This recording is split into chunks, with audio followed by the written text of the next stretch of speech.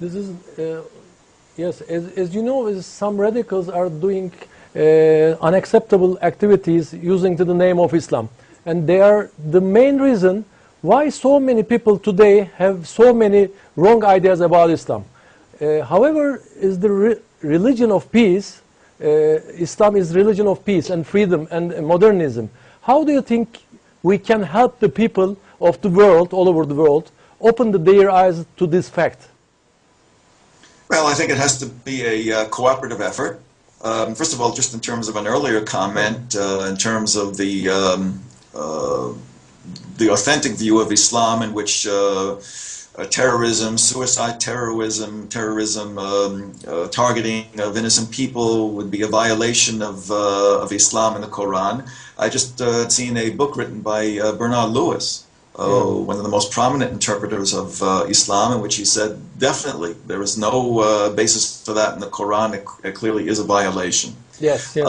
In terms of the image of Islam around the world, I think it has to be a cooperative effort on several sides. I mean, there have been situations in which I've heard about that Muslim leaders have condemned actions of this sort. For instance, in my synagogue, I'll hear something like, oh, there was a terror attack, and okay, even if it's a minority who are doing this, how come there isn't an outcry from the larger majority? How come there's no condemnation from the others, the good people, the decent religious leaders, those who believe in the higher ideals and maybe the authentic ideals? The answer is, I think that the media has not given it sufficient attention. We go back to the earlier completely. Right? And then we're dealing with, I mean, even in terms of discourse with my own community, trying to present that more moderate, balanced view. Certainly there is extremism in the Muslim world, and I think that the cooperative part also has to be a clear statement on behalf of Muslim leaders that this is unacceptable, just in the Israeli context.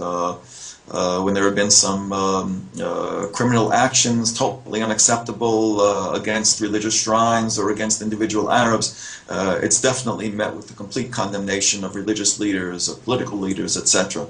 So it's not enough that the majority doesn't take part, the majority has to speak out as well. But again, I think it's a cooperative effort. I think that the West has to be able to see the Muslim world in a larger context and not see the Muslim world just as a threat. Yeah. Has to be also the statements heard within the Muslim world and education to the contrary of the extremism also given prominence and attention. Yeah. Yes. Yes, Jerry, right. can we have a comment, please? Yeah, definitely. I've been doing quite a bit of reading the last week on Sharia law because a lot of what I find is that people want to blame Sharia law on a lot of the radicalism. And the ironic thing about that is that most people do not know Sharia law. They hear claims that this is why it happens or this is why that happens, and oh, it's Sharia law, which actually Sharia means law. So I'm always kind of taken back when I see somebody use that on some of these social sites, Sharia law. It's like, okay, law. But anyways, to get past that, one of the goals, Maqasid al-Sharia, or the goals and objectives of Islamic law, out of an essay by Dr. Muhammad Hassim Kamali. What he says is this an evidently important and yet somewhat neglected theme of Sharia. Generally, the Sharia is predicated on the benefits of the individual and that of the community, and its laws are designed so as to protect these benefits to facilitate improvement and perfection of the condition of human life on earth. And these are the basics of Sharia law. The Quran is expressive of this when it singles out the most important purpose of the prophethood of Muhammad, peace be upon him, in such terms as we have not sent you but a mercy to the world, which is 2107. This can also be seen perhaps in the Quran's characterization of itself in that it is a healing to the spiritual element of the heart's guidance and mercy for the believers and of mankind, which is 1057. So a lot of the radicalism that we see is a lot of people say, well, it's Sharia, that's Sharia law, because there are a lot of places in the West especially, you hear people that are are panicking that, oh, Sharia law is going to take over the U.S. The thing about this is most people don't understand Sharia law. It is actually put in place, and what it is for is to protect the individual and to protect society from stuff like radicalism. So the education part, definitely, the history, the education of Islam and of Judaism even, going back to the time of the Ottomans and up through history, there are a lot of traditions and even romanticism that get mixed in with what people consider Sharia law.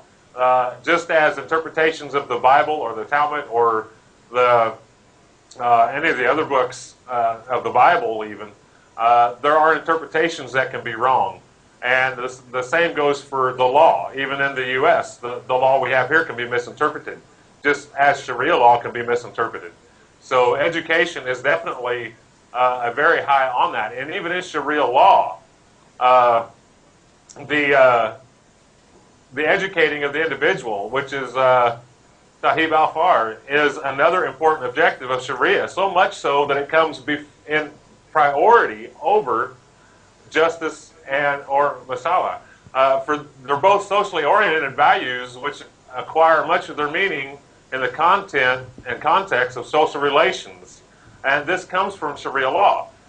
So part of Sharia law that people I don't think understand is that one of the major importances of Sharia law is education. It is as a Muslim, it is our duty to educate others in Sharia law, so that this stuff doesn't happen. So I think the education part is very big on all sides. There's bigotry in all religions, and not even in atheism. There's bigotry, but it still stems from a lack of education and from traditionalism. Definitely. Yes,